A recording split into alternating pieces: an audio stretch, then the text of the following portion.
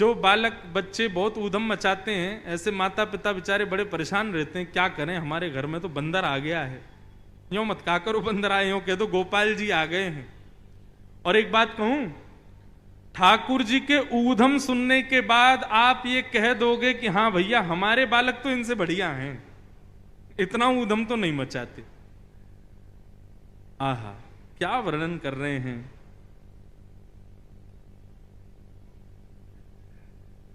श्रृंग्यग्निड्यं शशि जलद्विज कंटकेभ्य क्रीड़ा परावति चलो स्वसुतौ निषेद्धु गृहाणि कर्तुमपि यत्न तज्जनयो सेकातया पतुरलम मनसो नवस्था। भगवान के ऊधमों का वर्णन किया गया। ठाकुर जी कैसा ऊधम मचाते हैं। भैया नंद बाबा के यहां कितनी गाय हैं? 9 लाख गाय हैं। कितनी गाय? 9 लाख। हमारे वसण शाह दरबार की गैया हैं। इन गायों को देख करके कितना आनंद आता है। सब गिरी गाय, इतनी बढ़िया सुंदर गाय। ऐसे ही बड़े बड़े विशाल मुख वाली और बड़े बड़े सींग वाली 9 लाख गायें थी नंद बाबा के पास। तो क्या होता था, रोज कितना दूध निकलता था, ये विचार करो। अब दूध पिव जाता, सब बट जाता, उसके बाद भी हजारों लीटर दूध बचता था। तो क्या होता था, उसकी दही जमा के और दही की छाछ बना के और उसका मक्खन का घी बना करके सब में बांटते थे नंद बाबा। प्राचीन काल में सबसे पहला व्यापार यही था। गीता में वर्णन आता है कि व्यापारियों के लिए, वैश्यों के लिए क्या उनका धर्म क्या है? बोले गौ सेवा करना और व्यापार करना, घी निकाल करके उसका विक्रय करना। सबसे पहला व्यापार पृथ्वी का यही था। गायों की सेवा करो और घी बना करके घर घर पहुंचाओ। नंद बाबा का भी यही व्यापार था। लेकिन उसके बावजूद भी 9 लाख गायों का घी कोई कम होगा? ऐसा कहते हैं कि नंद भवन में कुएं थे घी के, कोई कमी नहीं थी। नंद बाबा क्या करते थे, कभी कभी कुछ घी निकाल करके और 9 लाख गायों के सींग में उसकी मालिश करते थे। तो दूर से ही नंद बाबा की गायों के सींग ऐसे चमकते थे मानो जैसे चांदी या स्वर्ण चमक रहा हो। एक दिन एक गैया बैठी थी, सोई लाल जी पहुंच गए गौशाला में, और गौशाला में पहुंच करके ठाकुर जी ने एक सींग पकड़ लिया उसका, दूसरा सींग बलराम जी ने पकड़ लिया और दोनों लगे गैया के सींगों को ऊपर नीचे करने। तो गैया थोड़ी देर तक तो कुछ नहीं बोली। थोड़ी देर बाद जब ज्यादा जोर से करने लगे तो गैया परेशान हो गई, और जैसे ही गैया परेशान हुई तो गैया खड़ी हो गई। और गैया खड़ी भई और दोनों भैया वहां पे लटक गए। मैया बचाइयो, बाबा बचाइयो, देख गैया हमें मार रही है। ठाकुर जी, गैया बोली अभी तो मारो ना है, अभी बताऊं तुम्हें, बहुत उधम मचाओ, सुबह सुबह आके रोज मेरे सींगन को ऐसे घुमाओ। अच्छा, आजकल गाय बांध के रखते हैं, लेकिन नंद बाबा के यहां गाय बांध के नहीं रहती, खुली रहती थी गौशाला में। गैया के दोनों सींगन पे भैया लटक गए। गैया दौड़ी सीधी जहां गोबरों का ढेर था और वहां जाकर के जोर से झटका मारा। सींगों में लगे थे घी, दोनों भैयाओं के हाथ फिसल गए और दोनों जाके गिरे गोबर में। यशोदा मैया आई तो गले गले तक गोबर में बैठे थे ठाकुर जी। मैया बोली कितनों नवाए ले हो, कितनों सजाए ले हो, कितनों भी सुंदर बनाए लो, आके या गोबर में ही खेले। लाला मुकु तो ऐसा लगे तू पूर्व जन्म में सूकर दिखे। बलराम जी बोले हाँ मैया सही कह रही है, ये पूर्व जन्म में सूकर ही हो, बरा बन के आए हो। ये श्रृंगी अग्नि मैया चूल्हे पे भोजन बनाती है, सोई बलराम जी से लड़ाई कर लेते हैं ठाकुर जी। और बलराम जी को मारने के लिए कोई और साधन नहीं मिलता तो चूल्हे की जलती हुई लकड़ी लेके भागते हैं पीछे, और फिर एक दूसरे जल जाते हैं। मैया बेचारे दोनों को संभालती रहती है। श्रृंगी अग्नि। अब आया तीसरा, ड्यमष्टि। ठाकुर जी क्या करते हैं, कृष्ण बलराम दोनों में शर्त लगती है। बोले क्या? शर्त सुनो, आज माखन पहले कौन खाएगा? बोले ऐसे नहीं भाई, तुम बड़े भैया हो, तुम पहले खाओगे, ये वाला काम नहीं चलता है। कोई खेल खेलो, उसमें जो जीतेगा वो पहले माखन खाएगा। बलराम जी बोले लाला तू ही बता का खेल खेलें? बोले काम करें, अभी मैं 1 2 3 गिनूंगा, 3 गिनते ही दोनों भागेंगे और बाहर गली में जो जानवर मिल जाएगा वाह पकड़ के वाह के मुंह खोल के वाह के दांत गिनेंगे, जाके बट में ज्यादा दांत आ गए वो जीत गो। ये कोई खेल है? यमष्टि 1 2 3 बोलते ही दोनों भागते हैं चौकड़ी मार करके। अब गली में कुकर आ जाए, सूकर आ जाए, बंदर आ जाए, जो आ जाए उसकी शामत नहीं। ठाकुर जी जामे पकड़ करके और मुंह खोलें, 1 2 3 4 5 6 7 कितने दांत हैं यहाँ के।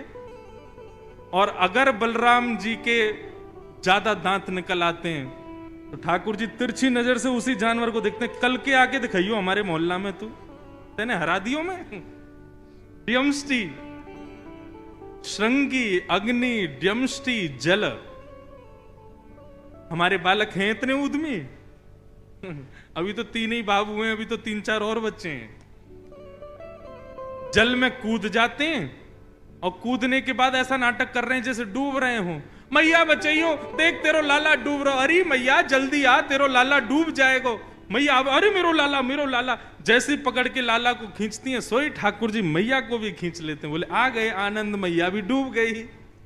ऐसो उधम मचा में श्रृंगी अग्नि ड्यमष्टि जल। और फिर आया द्विज ब्राह्मण। ठाकुर जी ब्राह्मणों के साथ आनंद करते हैं। कैसे आनंद करते हैं? नंद बाबा रोज अग्निहोत्र करते हैं, हवन। एक दिन ठाकुर जी ने नंद बाबा से पूछा, बाबा ये तुम रोज रोज स्वाहा स्वाहा काय को करो? अब छोटे बालक को बड़े लोग क्या करते हैं, ऐसे ही कोई सहज बात बता करके टाल देते हैं। होता है ना हमारे घरों में भी, बच्चे पूछते हैं मम्मी काय की पूजा हो रही है, तो फिर हम ऐसे बोल देते हैं, ऐसे कुछ भी बना के बात समझाते हैं। अब छोटा बालक है उसको क्या समझाएं? तो नंद बाबा ने ठाकुर जी को बोला, लाला ये अग्निहोत्र है, या करवे से जो मन में इच्छा होवे सब पूरी है जाए। ठाकुर जी बोले जो चाहेंगे सब पूरी है जाए? बोले हाँ। अच्छा। अब ठाकुर जी ने घर में तो बताया नहीं, अपने ग्वाल बालों के पास गए। ठाकुर जी के ग्वाल बाल कौन है? मधुमंगल, श्रीदामा, तन सुखा, मन सुखा, धन सुखा। ये ठाकुर जी के ग्वाल बाल है। और इनके भी अधिपति प्रेसिडेंट हैं 3.5 वर्ष के ठाकुर जी, जिसमें तन सुखा मन सुखा की उम्र तो 11-12 साल की है। वो भी ठाकुर जी को आके प्रणाम करते हैं। सारे ग्वाल बालों को ठाकुर जी ने बुलाया और बुला करके बोले भैया आज से हवन शुरू करना है। मधुमंगल श्रीदामा बोले क्यों? बोले पिताजी बता रहे कि हवन करवे थे, रोज हवन करवे थे, मन की इच्छा पूरी है जाए। हाँ तो लाला तो फिर का इच्छा के लिए करेंगे हम हवन? बोले या हमारे करेंगे कि हम 4-5 उनकी सुंदर सुंदर बहू आ जाए। 3.5 वर्ष के ठाकुर जी हैं अभी। अच्छा बंधुओं, इन बातों को सुनकर के परब्रह्म वाली बातें मत सोचना, ये परब्रह्म ही है, लेकिन ब्रज में अपनी प्रभुता छोड़ करके लीला कर रहे हैं।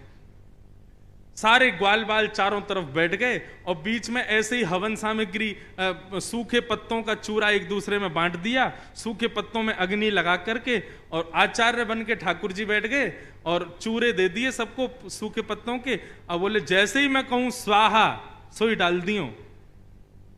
और देख मधुमंगल श्रीदामा, तन सुखा मन सुखा धन सुखा, यदि मैंने कही स्वाहा और तुमने नेक भी विलंब कियो तो फिर मोते मत कहियो यदि काणी बहू आ जाए तो, मोते मत कहियो लूली बहू आ जाए तो। जैसे ही कहूं स्वाहा तुरंत डालनो है।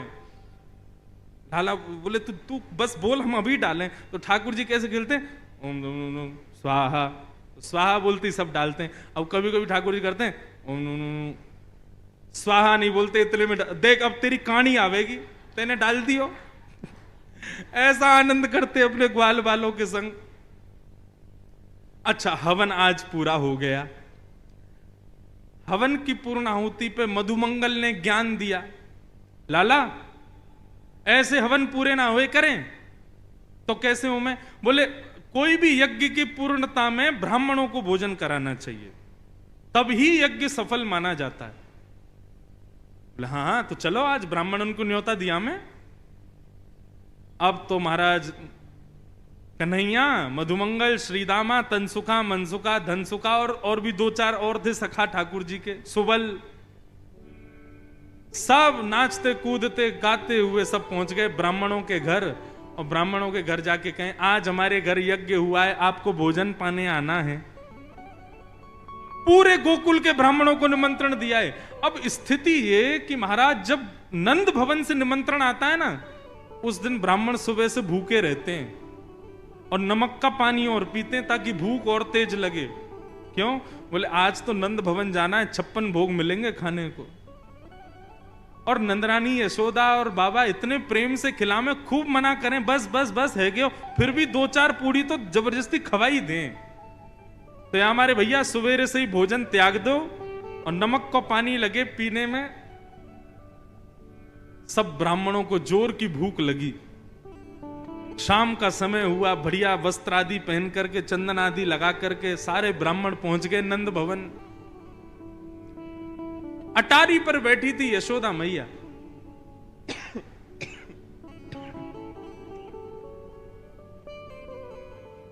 यशोदा मैया ने जैसी देखा इतने सारे ब्राह्मण, नीचे उतर करके आई। आज इतने ब्राह्मणों का आगमन मेरे द्वार पे, सबको प्रणाम वंदन। ब्राह्मण बोले मैया प्रणाम प्रणाम बाद में करियो, तू तो पहले कछु खवा, बहुत जोर की भूख लगी है।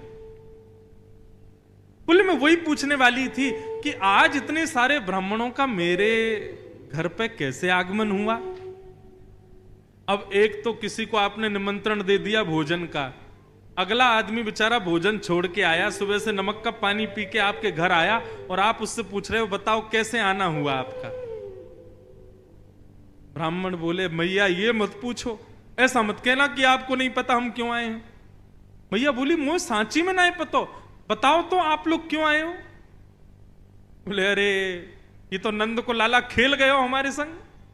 अरे मैया कहा बताएं, सवेरे सवेरे तुम्हारो नंद को तुम्हारो लाला और सबरे ग्वाल बालन के संग आयो और आकर के निमंत्रण दे के गयो कि आज सबन को हमारे यहाँ भोजन पावे आनो है। हम तो मैया अपने घर के चूल्हान ने बुझा के ब्राह्मणी से मना करके कि आज भोजन मत बनाइयो। नमक को पानी पी पी के अपनी भूख इतनी जोर की कर ली है कि थोड़ी बहुत देर में यदि भोजन नहीं मिला तो एक दूसरे खा जाएंगे हम। मैया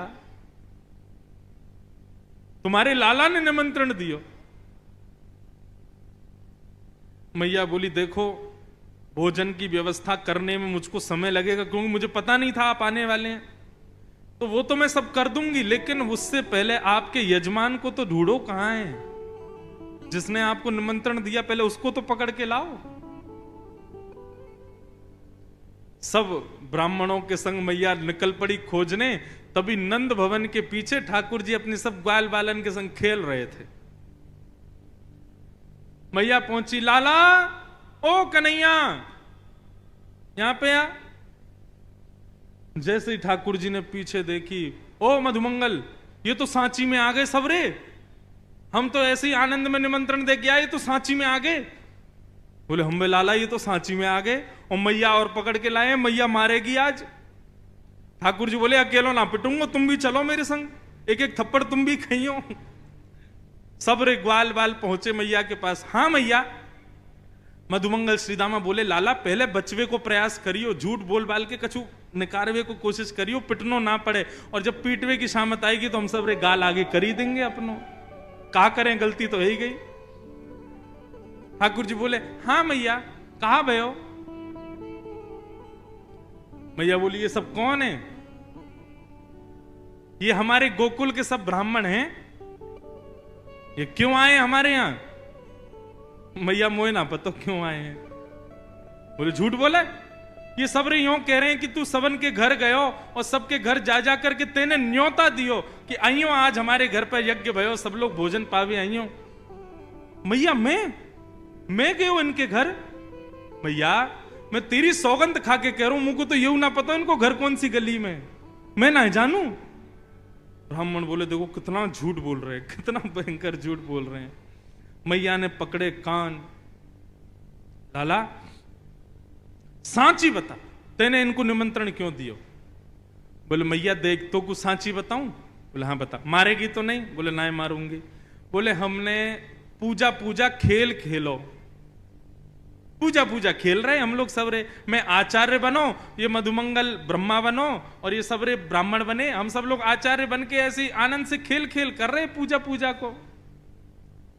तभी ये मधुमंगल बोलो भैया अनुष्ठान के बाद में भोजन, ब्राह्मण भोजन होना चाहिए, तो हम तो ऐसे ही खेल खेल में निमंत्रण दिया है इनको, अब ये आ गए हैं तो अब आपको कोई व्यवस्था करने की जरूरत ना है। जब हमारो हवन ही खेल खेल को, तो भोजन भी खेल खेल को।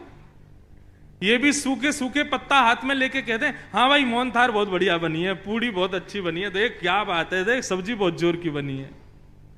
खेल खेल की पूजा, खेल खेल को निमंत्रण। फिर मैया ने मधुमंगल श्रीदामा सबरे एक एक तो धर दिए सबन में। फिर वाके बाद ब्राह्मणन को चक्क भोजन करायो। ठाकुर जी परोस रहे हैं सबको, लेकिन ठाकुर जी के ऊधम से बुरा किसी को नहीं लगता, सबको आनंद आता है।